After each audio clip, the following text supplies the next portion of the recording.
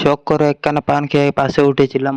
জানালা দিয়ে পানের ফিক ফেলতে গিয়ে এক স্টাইলিশ সুন্দরী মেয়ের মাথার স্মৃতি বরাবর পড়ে গেল। মাথায় হাত দিয়ে সুন্দরী তাকাইতেই দেখি স্মৃতি বেয়ে টপ টপ করে পানের ফিক তার নাকে মুখে পড়তেছে। তা দেখে সুন্দরী রেগে আগুন হয়ে বাসের দরজার দিকে তেড়ে আসছে। এদিকে তো ভয়ে আমার হাঁটু কাঁপছে। তাড়াহুড়ো করে পানি দিয়ে কুল্লি করে টিস্যু দিয়ে মুখ মুছে ফ্রেশ হয়ে কানে হেডফোন লাগিয়ে সিটে হেলান দিয়ে আরামসে চোখ বন্ধ করে ঘুমের বান ধরলাম। সামনের সিটে এক ভদ্র মহিলা পান চিবাচ্ছিলেন। মেয়েটা এসে সরাসরি ভদ্র মহিলাকে উদ্দেশ্য করে বললেন, এই বেয়াদব মহিলা, তুই আমার মাথায় পানের ফিক ফেলছিস কেন?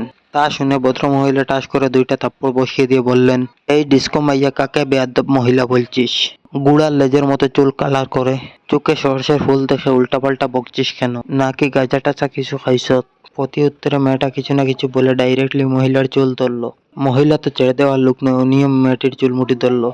এদিকে বাস থেকে সকল লোকজন দুজনের চুল টানাটানির দৃশ্য উপভোগ করছিল। এদিকে ভদ্র মহিলার কুলে থাকা 8 বছরের একটা বাচ্চা মেয়েটার গালে কামড় বসিয়ে দিল। পরিস্থিতি তখন ভয়াবহ, তবুও কেউ থামাতে আসছে না। শেষমেশ আমি দুজনের মাঝখানে ঢুকে থামাতে গেলে দুজনে আমার শার্ট ছিঁড়ে ফাতা ফাতা করে ফেললো। মানবতার খাতিরে তবুও থেমে থাকতে পারলাম না। দুজনের একজনকে তো আগে থামাতে হবে, তাই মহিলাকে টেনে ধরেছিলাম। ওদিকে বাচ্চাটাকে একা পেয়ে মেয়েটিকে কামড়ের প্রতিশোধ নেওয়ার জন্য বাচ্চাটার দিকে এগোলো। যেই বাচ্চাটার গালে কামড় বসাতে গেল, অমনি বাচ্চাটাকে টেনে সরিয়ে বাচ্চাটার গালের জায়গায় আমার গাল পেতে দিলাম, যার ফলাফল আমার গালে 28টি দাঁতের চাপ পড়ে গেল। এবার পরিস্থিতি কিছুটা শান্ত হতে শুরু করলো। মেয়েটি সরি বলে বারবার আমার হাত ধরে মাফ চাচ্ছিল। আমি তো বাপু নরম মনের মানুষ, নেগেটিভলি না নিয়ে পজিটিভলি নিয়ে ভাবলাম কামড় দিছে তাতে কি, সুন্দরী মেয়ের টুটির ছোঁয়া পেয়েছি, এটাই অনেক। এটা ভেবে মাফ করে দিয়ে বললাম ঠিক আছে।